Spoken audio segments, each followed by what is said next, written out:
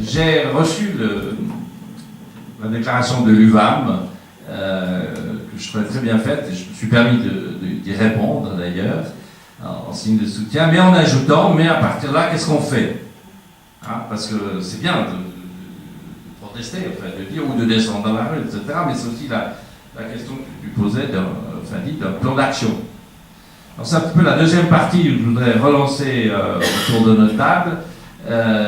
Ça peut être une proposition concrète, limitée ou autre, mais au fond, à partir de là, qu'est-ce qu'on propose? J'ai entendu plusieurs fois le mot concret, etc. Comment est-ce qu'on arrive à le traduire? Je n'ai pas d'ordre décidé. Qui est prêt ou prête? Merci, Naila. Je ne sais pas si c'est très concret, mais c'est juste pour continuer. La première question qui s'est posée et à laquelle beaucoup de musulmans ont essayé de répondre, est-ce que c'est l'islam, est-ce que ce n'est pas l'islam, est-ce que ça représente, ou bien ce n'est pas en mon nom? Et on a eu beaucoup de voix qui ont dit que ça ne suffit pas. Ça ne suffit pas de dire que ce n'est pas en mon nom, il ne représente pas l'islam, il ne me représente pas. Ça ne suffit pas. Au contraire, il faudrait voir ici une occasion pour nous musulmans de réexpliquer nos textes, surtout tout ce qui est encore ambigu, dans le sens de la relation de l'islam à l'autre, sa perception de l'autre, des autres religions, islam et État, ou bien islam au sens État. Le débat existe depuis le début du XXe siècle. Il faudrait aujourd'hui vraiment clarifier, avancer plus. Beaucoup de textes aujourd'hui qui sortent d'autorités musulmanes qui vont dans le sens, qui commencent à aller plus dans le sens que l'islam n'a pas besoin d'un État, que l'islam c'est une religion et pas État et religion. Donc il faut avancer dans ce sens-là, mais produire plus d'explications de tout ce qui est encore ambigu dans le sens d'explication pour tous les musulmans.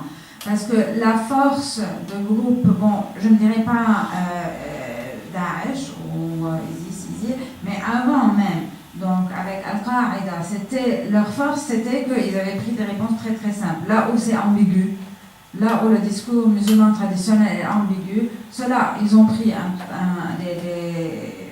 une option très simple, voilà, noir et blanc. Nous sommes, tout ce qui n'est pas musulman, nous sommes contre, nous pouvons donc les questions de l'État, la violence, l'autre, tout ça, ils ont pris des réponses simplifiées. Ils les ont légitimées à partir de textes. Et c'est pour ça qu'ils peuvent. Pour eux, ils sont en train d'agir au nom de l'islam. Et pour eux, moi, je ne représente pas l'islam. Parce que je ne vis pas cet islam. Alors, il faudrait voir ici aujourd'hui une chance pour tous les musulmans qui représentent les autorités musulmanes traditionnelles, les musulmans libéraux, tous les musulmans qui ne font pas partie de ces mouvances, de réexpliquer donc ces textes d'une manière claire et simple pour fermer cette porte pour plus tard. Là, c'est du concret, mais c'est du concret à long terme. Ça, c'est d'une part. Autre chose, du concret aussi, c'est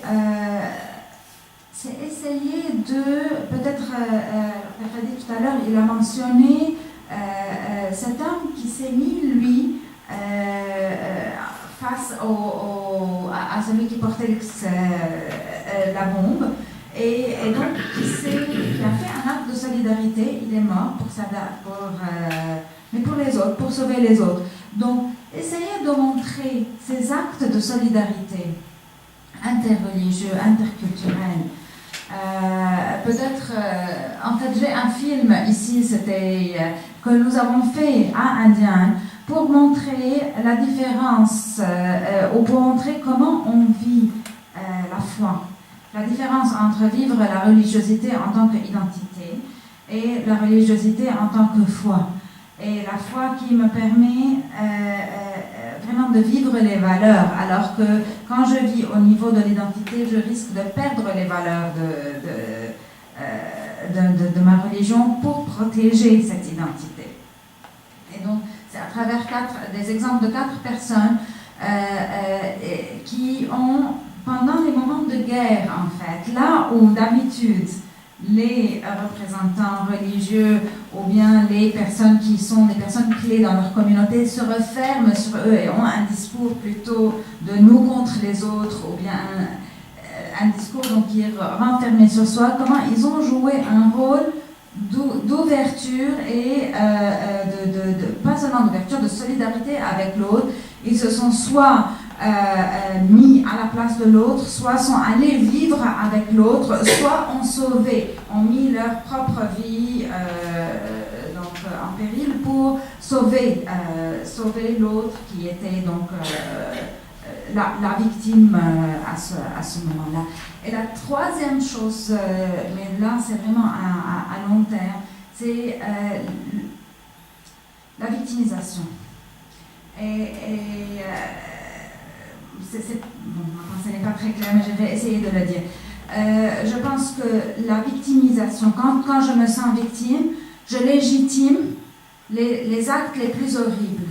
Donc il faut vraiment faire attention. Et ici, je parle en Europe. Aujourd'hui, si à cause d'actes donc de musulmans, tous les musulmans se sentent comme s'ils sont attaqués, ou il y a un risque de faire prospérer un sentiment de victimisation. Et celui-là est toujours très très nocif. Le sentiment de victimisation a fait, je parle du Liban, les chrétiens qui sont sentis victimes ont porté des armes, ont fait des horreurs au nom du Christ et de la Vierge au Liban. Les chiites aussi, au nom de ce sentiment de victimisation, aussi ont fait des horreurs au Liban envers les sunnites. Et aujourd'hui, c'est les sunnites qui font des horreurs par ce sentiment de victimisation. Donc vraiment faire attention à ce sentiment et ne pas le laisser prospérer chez les uns ou les autres.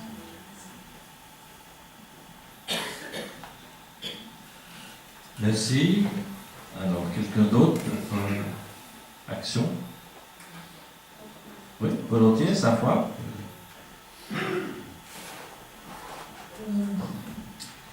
Peut-être, moi je dirais qu'il y a plusieurs axes en tout cas sur lesquels il y a lieu de discuter et puis de faire des réflexions. Moi je dirais pas qu'il y a vraiment des solutions toutes prêtes, mais il y a aussi des pistes de réflexion à partir de ces événements-là. Je dirais pas seulement cet événement, mais il y a plusieurs choses qui se sont passées ces dernières années qui doivent nous faire réfléchir. Et en tant que musulmans, et puis en tant que société ici, moi je trouve que c'est pas seulement propre aux musulmans de remédier à ces situations, mais je pense que c'est quelque chose qui est en commun.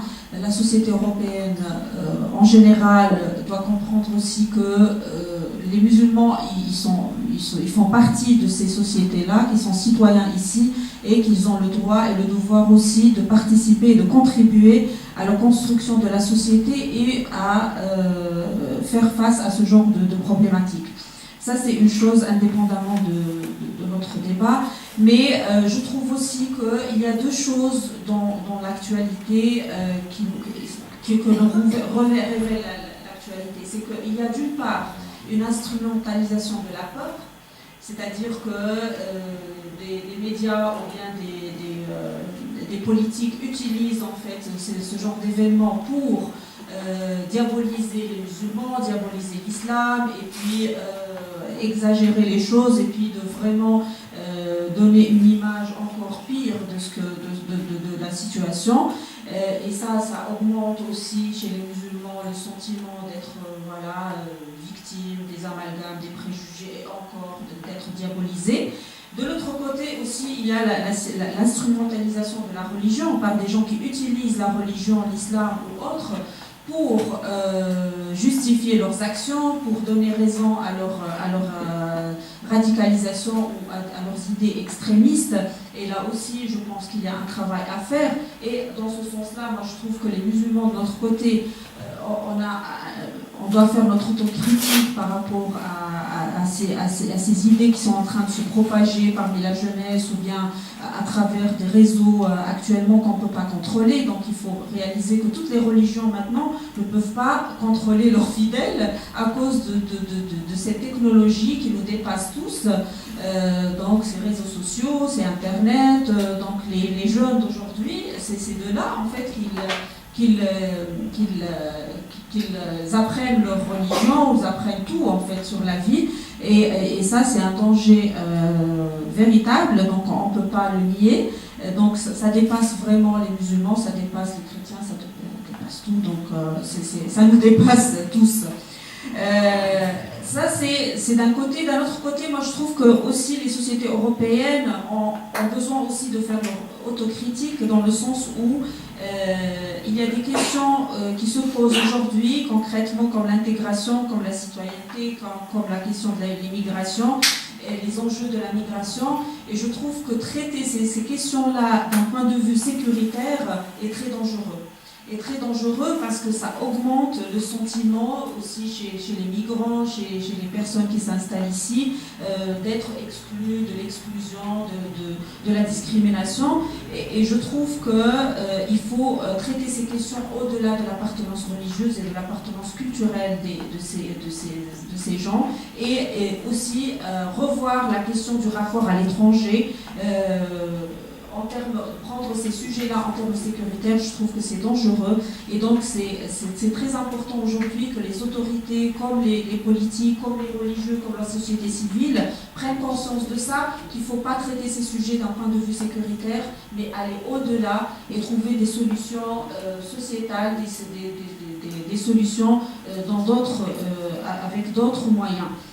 Dernière chose, moi je trouve aussi qu'il y a un sentiment, moi en tant que musulmane je le sens, mais je sais aussi qu'il y a beaucoup de musulmans qui le sentent, c'est la politique de deux poids deux mesures qui fait, et ça on ne peut pas le nier, que chez certains musulmans, il y a ce sentiment que quand il s'agit de victimes dans des pays européens et tout le monde se révolte et tout le monde manifeste et tout, et quand il s'agit de victimes en Syrie, en Irak, en Palestine ou bien dans d'autres régions du monde où il y a des musulmans par milliers qui sont tués, il n'y a pas de réaction vraiment de masse, et ça augmente le sentiment d'injustice chez les musulmans, et puis chez une partie de la jeunesse, ça on ne peut pas le nier, qui fait qu'il y en a qui vont réagir de cette manière à Paris, si vraiment c'est quelque chose qui est fait par des jeunes, soi-disant d'une manière spontanée, sans être instrumentalisés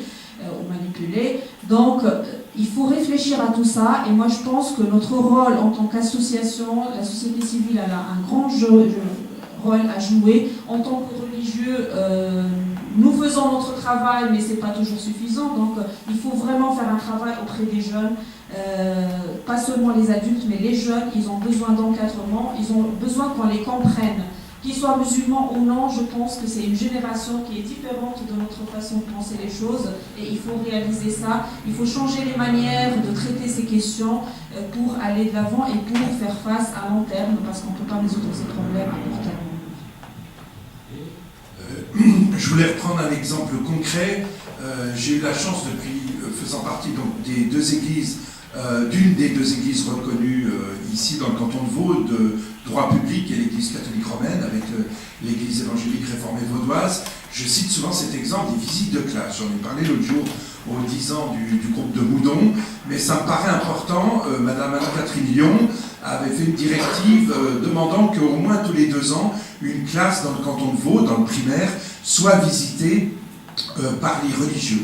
Donc on avait une petite journée d'introduction à la haute école pédagogique pour vérifier qu'on n'était pas trop idiots, mais enfin nous donner quelques consignes. Et puis c'est vrai, pas de prosélytisme, et en échange tous les élèves sont présents dans la classe. Et je dois dire qu'après 4 ou 5 ans de pratique, c'est vraiment une très très belle expérience. Je visite à peu près 22 classes par année sur Avenches, Payerne, la région d'Avenches, Payerne et la région de Payerne, et puis Grange-Marnant et la région de Grange-Marnant. Et c'est vrai que là, on parle de tout ça. Hein. Donc leur dire, là, il n'y a pas de sale Yugo, il n'y a pas de sale ceci, de sale cela, mais que personne, voilà, tout le monde est propre, tout le monde a le droit d'être ce qu'il est. Et puis voilà, pouvoir aborder toutes ces questions. Et je pense que ça, c'est de la prévention, ça peut désamorcer des violences. C'est petit, ça fait pas de bruit, c'est humble, mais je pense que ça fait partie des choses qui dans les classes, permettent à des enfants de discuter, d'échanger. Puis moi, de temps en temps, si ça sort pas, je sors les mots racistes, je sors les trucs qui les font rire au début, et puis après, dire ouais, mais il y a quoi derrière ton sale Yugo et tout que tu entends à la maison? Alors bien sûr, tu vas le répéter, mais derrière ça, il y a quoi? Qu'est-ce que lui? Comment il se sent hein? Voilà, essayez par ces biais-là. Donc moi je dis merci à Madame Lyon, merci à l'instruction publique d'avoir eu cette ouverture d'esprit, d'accueillir des religieux dans les classes, où parfois j'ai dû parler au nom de l'islam avec toujours modestie, parce que je ne suis pas musulman, mais essayer d'expliquer, voilà, hein, des petites choses concrètes. On parle de l'instruction publique. Je me tourne vers toi.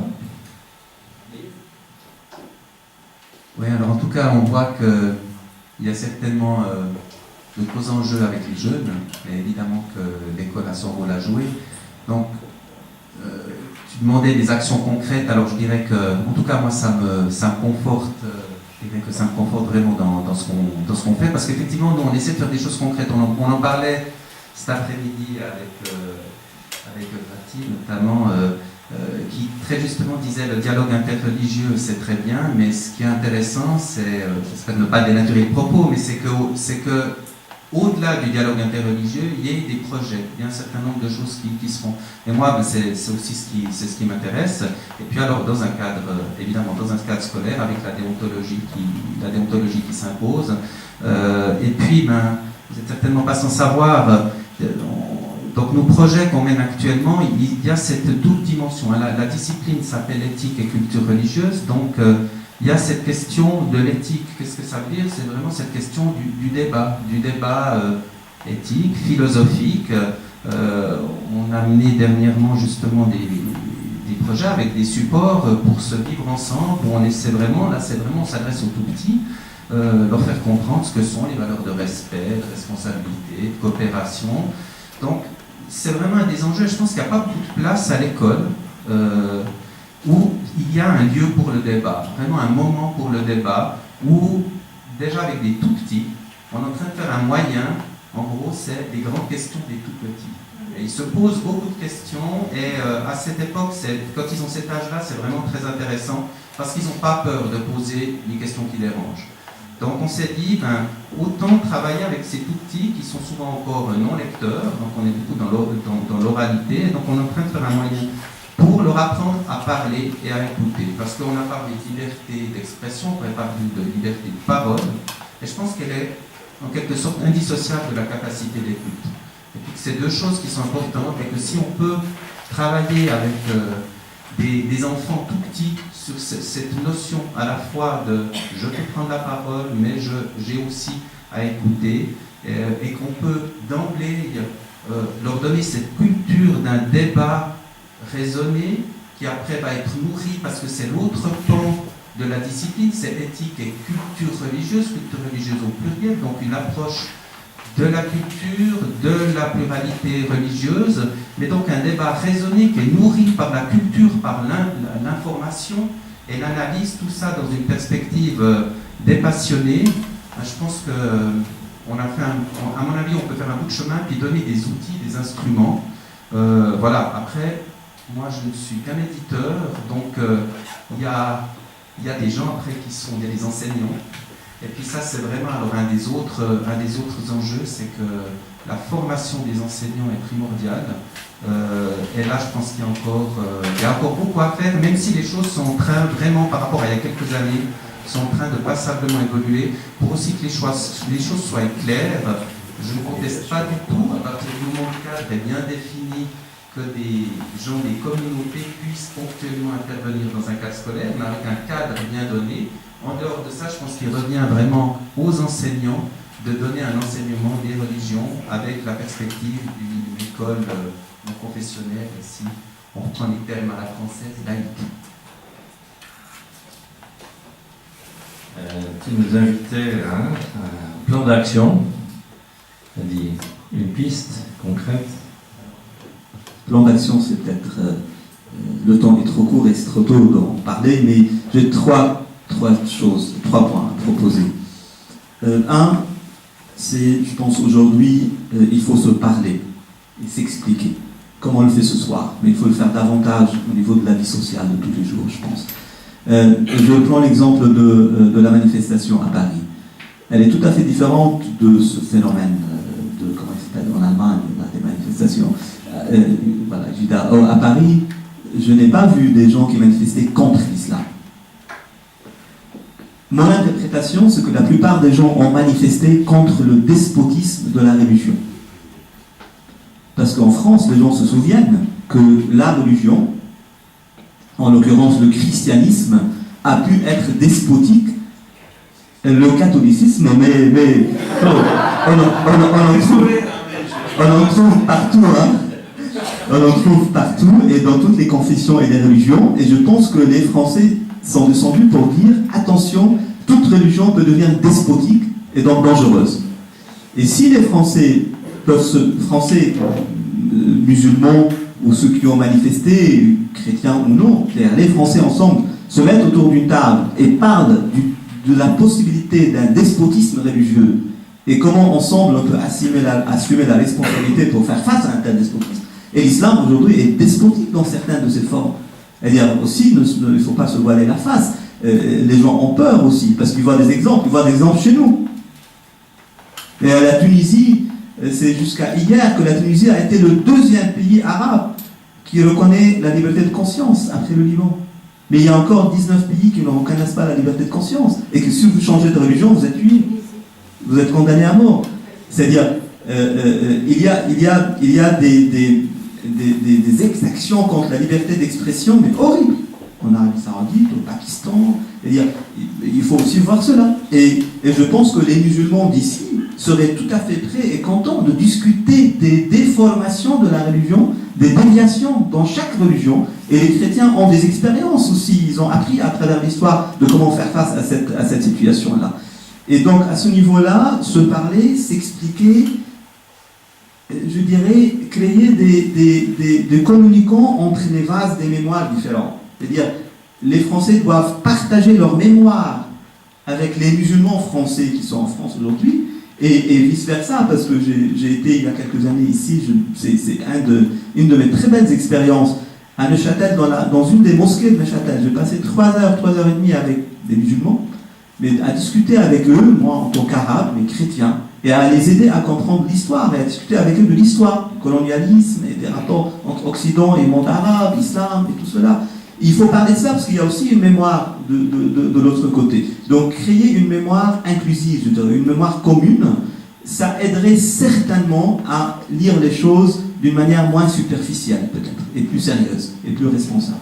Deuxième point, je crois que se parler c'est important, s'expliquer c'est important, mais pour pouvoir vraiment le faire en toute authenticité, il faudrait aussi le courage de se libérer du souci de l'image. Peut-être certains vont penser que je suis trop critique vis-à-vis des musulmans, mais ceux qui me connaissent savent que je suis un des grands défenseurs de l'islam, mais je trouve que trop de musulmans se soucient trop de l'image de l'islam aujourd'hui. Et ça devient contre-productif. C'est-à-dire, les premières élections, c'est souvent de préserver l'image, de dire non, c'est pas ça l'islam.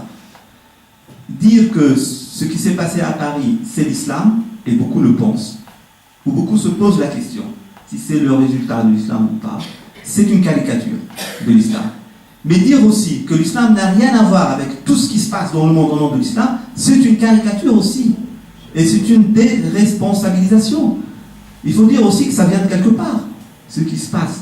Je ne dis pas que ça vient de la religion, mais ça vient Et je vous dis ce que mes amis, des grands imams et des grands responsables de la religion musulmane disent. Ça vient de certaines déviations de l'enseignement, de certains, comme vous avez dit, de certaines communications sur les réseaux sociaux au nom de l'islam. Cela est fait au nom de l'islam. Et il faut trouver les moyens pour faire face à cela. Combien de musulmans il y a en Europe? Par des dizaines de millions. Combien de facultés de théologie musulmane il y a en Europe? Où sont formés les imams de l'islam européen aujourd'hui? C'est des grandes questions. C'est ça les questions. Et ce n'est pas la question de est-ce que c'est la bonne image ou la mauvaise image de l'islam. C'est la question de quel islam on produit et qui est en train de produire cet islam. Si on laisse la production, entre guillemets, de l'islam et de la pensée musulmane, de la religion musulmane aujourd'hui, à ceux qui manipulent les réseaux sociaux ou à certains prétendant être imams, bien sûr, on va avoir des résultats catastrophiques. Je vois qu'il faut que je termine. Troisième chose,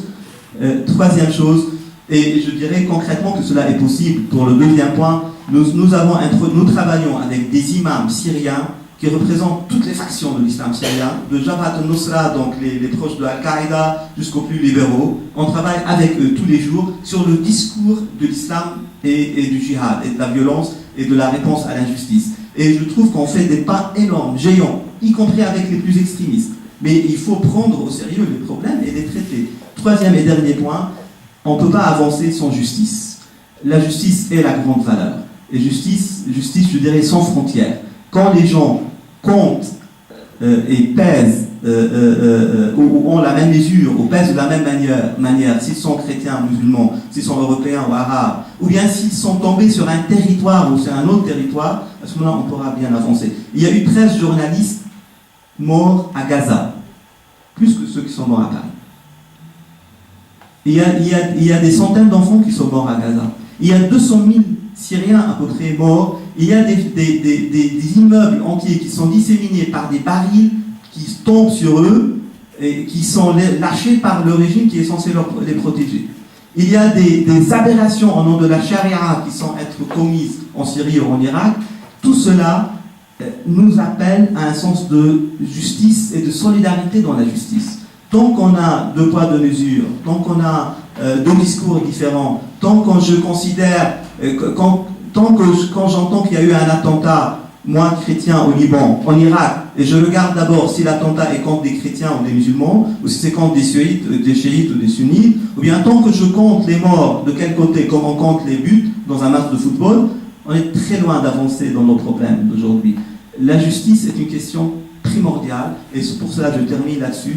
Je pense que si on arrive à se parler, si on dépasse la question de l'image, y compris l'image de certains Européens, l'image que certains Européens ont de leur société. Les Français sont aussi très attachés à une image de leur société qui n'est plus vraie. Aujourd'hui, beaucoup de Français refusent de voir que leur société est une société de diversité. Et il faut l'accepter. Et ce n'est pas la société jacobine, républicaine d'il y a un siècle. Donc, si on arrive à se libérer, de se parler, se libérer de l'image, mettre la justice au cœur de nos échelles de valeur, et donc reconstruire l'échelle de valeur au niveau local, ici, peut-être dans une ville, au niveau national, et puis au niveau international, je pense qu'on pourra avancer parce que les problèmes auxquels on fait face sont énormes. Ce n'est pas des petits problèmes. Et peut-être vous le ressentez moins ici, mais on le ressent parce qu'on est beaucoup plus près de la fournaise, je dirais. C'est bien pour ça qu'on vous écoute et on partage les inquiétudes. Je crois qu'on a dit des mots très importants. Hein, on a parlé de victimisation, hein, qui peut être de part et d'autre. On a parlé du risque d'amalgame. On a parlé de l'autocritique. Et puis là, des pistes, hein, je pense en particulier aux deux poids, deux mesures et la question de la justice.